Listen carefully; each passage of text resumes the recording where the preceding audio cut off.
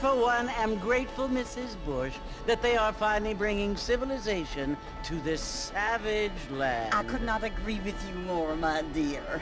My daddy settled this land, and I know he'll be looking down on us, pleased at how we help the natives. Yes, they've lost their land, but they've gained access to heaven.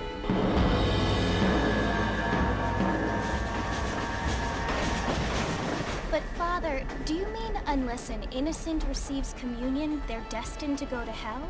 That hardly seems fair. What I mean to say, Jenny, is that there is a great deal of difference between an innocent and a savage. I never thought of it that way. Yes, they lived like animals, but they're happier now.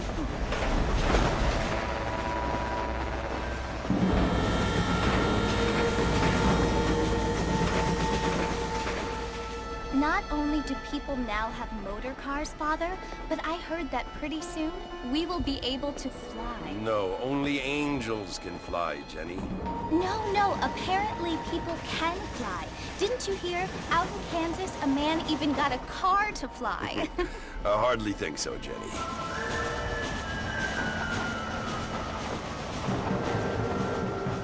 Apparently, Mr. Johns wants to run for governor, which is why he's so concerned with cleaning up the state. Nate Johns.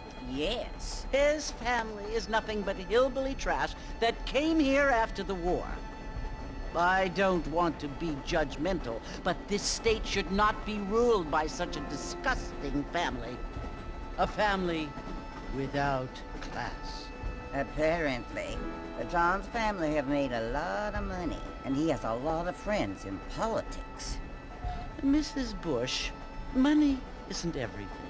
There are many things that money cannot buy. It seems that money can buy voters, though.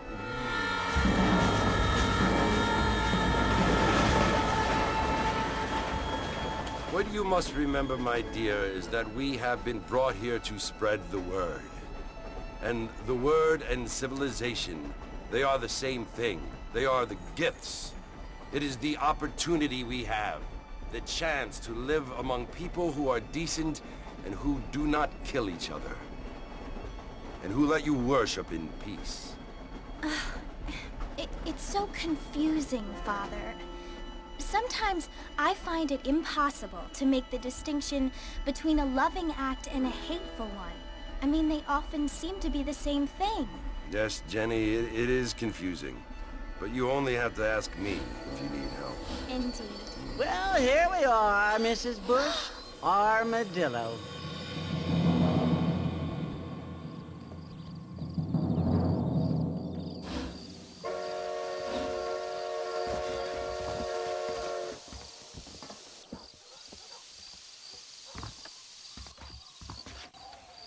Looking great this evening. Read about it right here.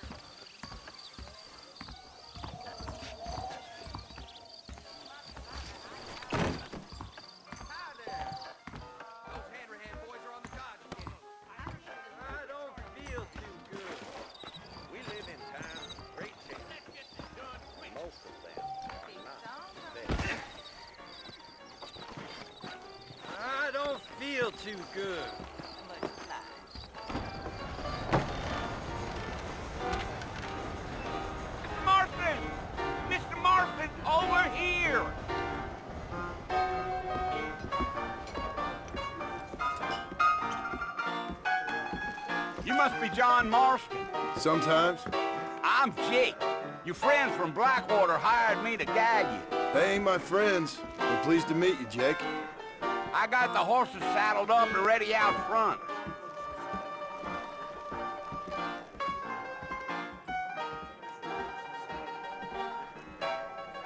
You railroad, uh-huh.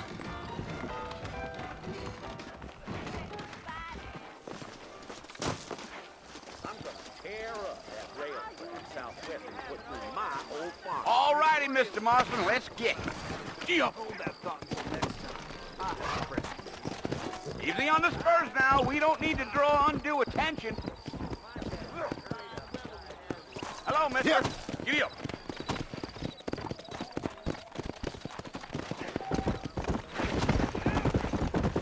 Whoa now.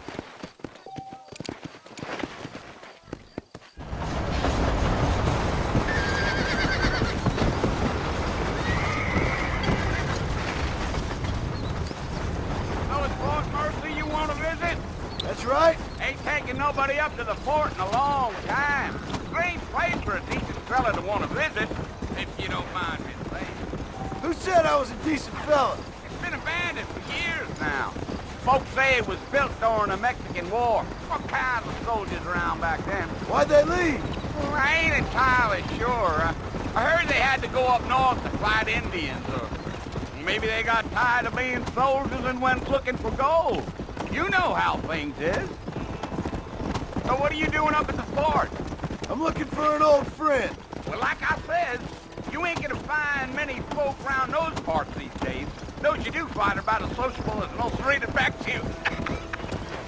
I mean, I ain't one to judge a man by the company he keeps, but... Well, he ain't been friends for a long time. Go!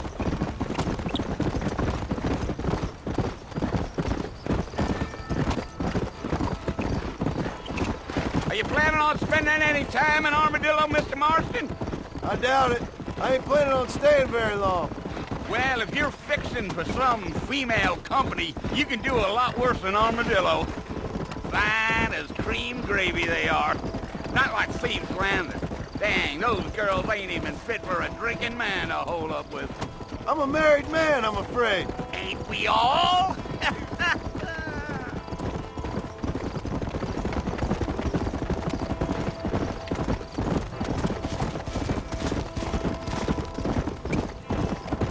Yeah, so it was the marshal who hired me. Lee Johnson, do you know him? I think I heard his name. Says he got a telegram from some Blackwater big bugs asking for a guide. I guess it's none of my business. That's right.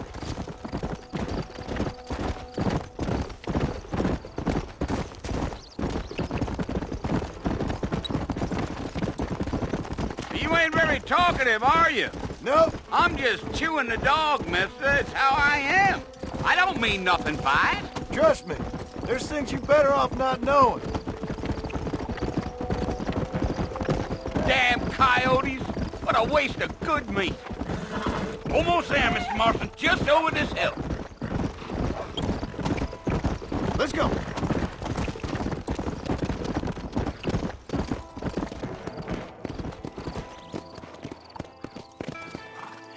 Listen, mister. This here is what's left of Fort Mercer. Some gang rode in and took the place over. So I understand. This is where we part ways, friend. You have yourself a good time.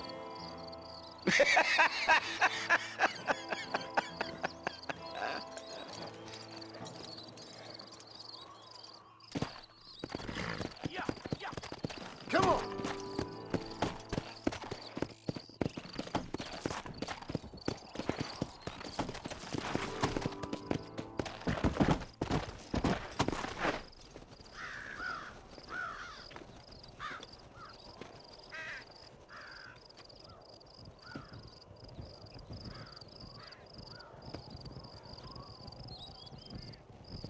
Bill! Bill, I've come for you! Bill Williamson! Come out here right now! Go away now, John. Don't make me kill you. Nobody needs to kill anyone, Bill. You must think I was born yesterday. You always did think I was an idiot. That ain't fair, Bill. You were as my brother. I've come to try to save you.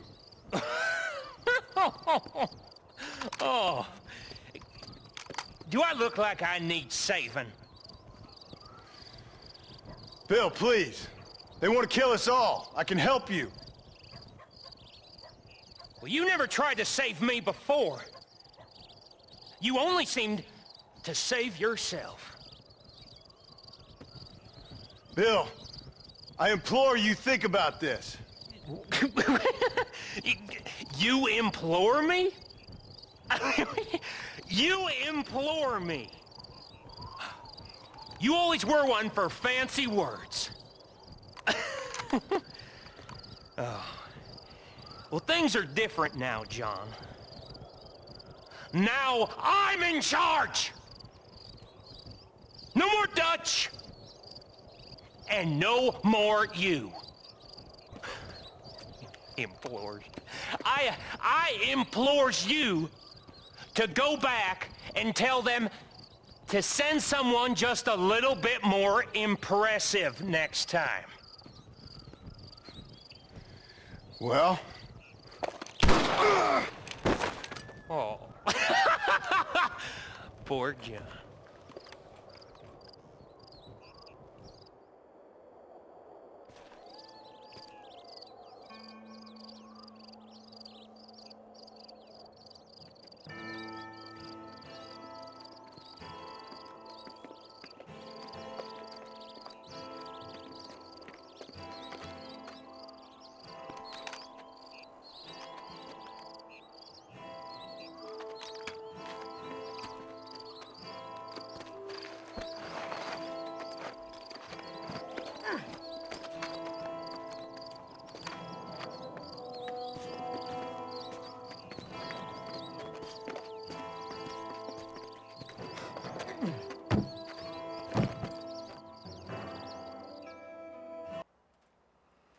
Well, you're alive. So it would seem. So, how do you feel? I don't know the polite word for it. I do. Stupid is the word we use around here. What were you doing? I was doing something stupid. Well, you'll be okay. Once you didn't die, the doctor said you'd be fine. He got the bullets out a couple days ago. Good. It cost us $15. I'm sorry, madam. Should have left me there to die. Did you want to die? I mean, was that it? Was that why you went straight out to Fort Mercer and picked a fight with the worst bandit in the county? To die, Mr. Mr. Marston. John Marston. Bonnie McFarland. Miss Bonnie McFarland. Well, you may be right, Miss McFarland. I don't know. Huh. So what were you doing? Was trying to give Mr. Williamson a chance.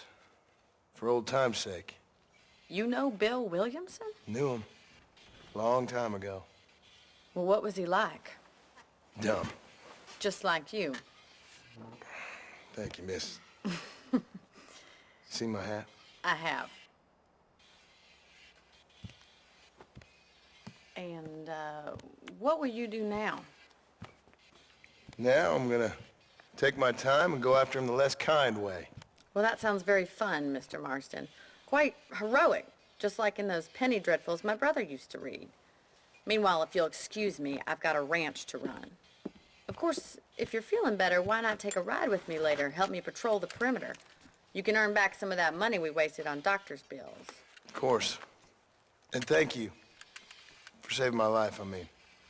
Next time, Mr. Marston, I strongly recommend you don't try to lose it quite so earnestly. I'll bear that in mind. Well, hello.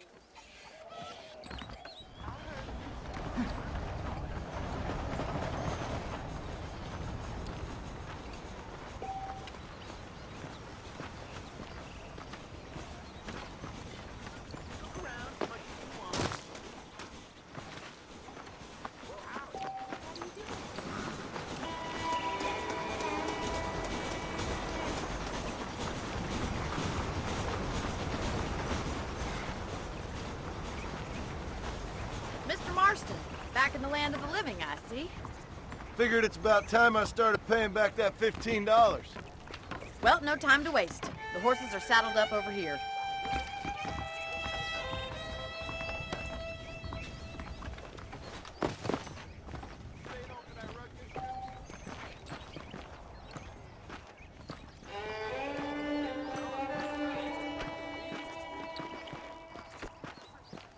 There's the foreman's office. It's also where we lock up good-for-nothing outlaws, such as yourself. I'm happy enough with my current quarters right now, Miss McFarland.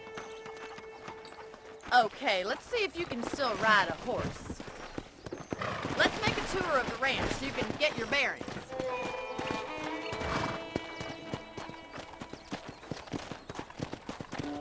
Let's go!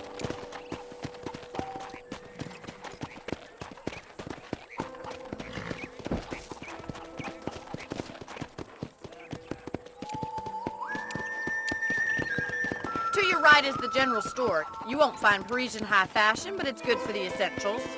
Very convenient. I don't think I've ever seen a ranch with its own store before.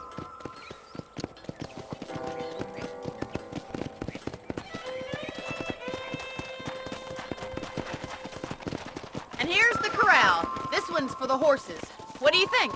I'm no expert, but it certainly looks like a fine corral. I suspect you've stolen more horses than you've broken. Now, where'd you get such an idea? First impressions are hard to erase. Come on, boy. That's the train station. Things sure have changed since the line finally got finished, bringing in all sorts of new folk like yourself. Is that such a bad thing? Let's go! This way! Where are you going, you strange man?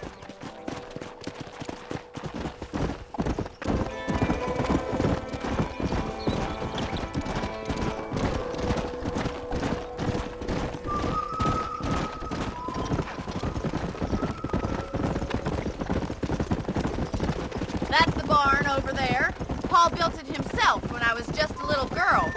Yeah! Whoa! And here we are, back at the house. Let's stop for a while before we head out on patrol. You'll get no complaints from me, Miss McFarland.